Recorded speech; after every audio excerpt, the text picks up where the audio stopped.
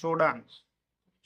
ગુજરાતી ભાષાના શબ્દના અક્ષરો સ્વતંત્ર રીતે દર્શાવાય છે, જ્યારે લઘુલિપિમાં બધા જ અક્ષરોની રેખાઓ એકબીજાની સાથે જોડીને શબ્દ પૂરો કરવામાં આવે છે. નિયમ નંબર 1. શબ્દની શરૂઆતની પ્રથમ રેખાનો નીચેનો છેડો લખવાની લીટીને અડીને લખવામાં આવે છે.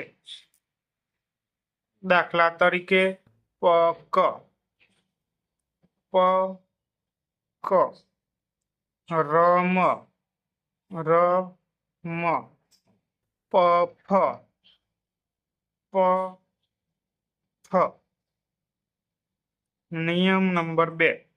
શબ્દમાં આવેલ બધી જ રેખાઓ એકબીજાની સાથે જોડીને લખાય છે. રેખાંકન પૂરું ન થાય ત્યાં સુધી પેન ઉપાડવી નહીં. દાખલા તરીકે પરમ, પરમ, ગરમ, ગરમ, ગપમ, ગપમ. નિયમ નંબર 3. શબ્દમાં રેખા જે તરફ ગતિ કરતી હોય તે તરફ જ દર્શાવવી.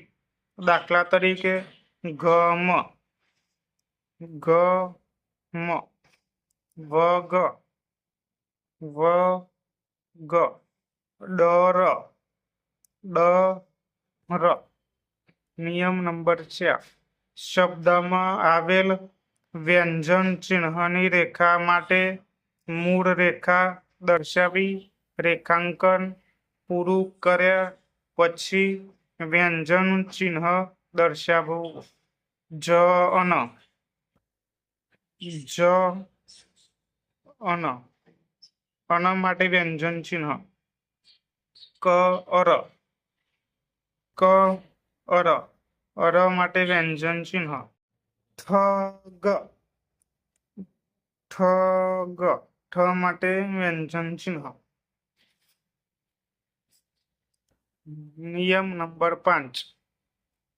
શબ્દની શરૂઆતમાં આવેલ કડી રેખાની કડી સ્પષ્ટ દર્શાવાય છે, જ્યારે વચ્ચે કે અંતે કડી સ્પષ્ટ ન દર્શાવાય તો કડીની જગ્યાએ ખાંચો દર્શાવવો. દાખલા તરીકે સ્પષ્ટ દર્શાવી શકાય તેવી કડી ફરક, ફરક.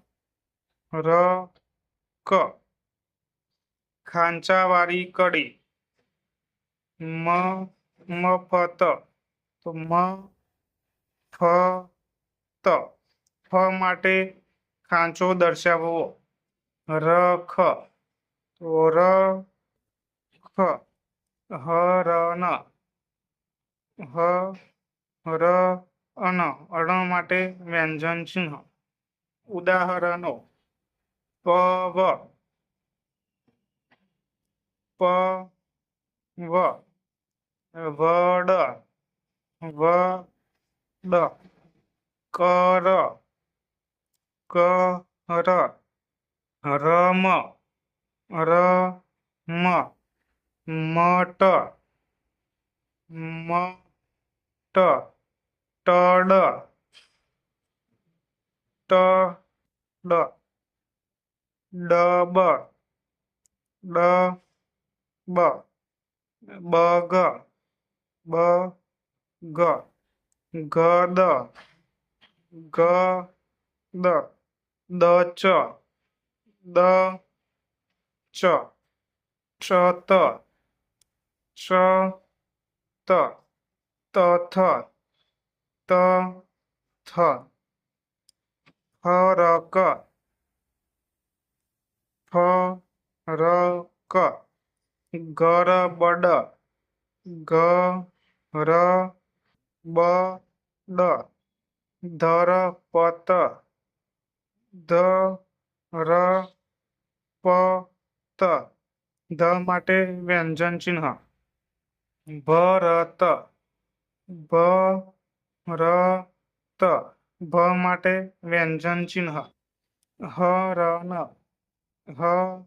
હરણ. અન માટે વ્યંજન ચિહ્ન. મફત. મફત. ધરમ. ધરમ. ધ માટે વ્યંજન ચિહ્ન. કવર. કવર. પ્રેક્ટિસ. ઉપરોક્ત તમામ શબ્દો ઓછામાં ઓછી બે લીટી લખીને પ્રેક્ટિસ કરો. પોતાની રીતે નવા શબ્દો બનાવીને રેખાંકન કરવું. તમામ નિયમો તૈયાર કરવા. તમામ રેખાંકન લીટીને અડીને જ કરવું.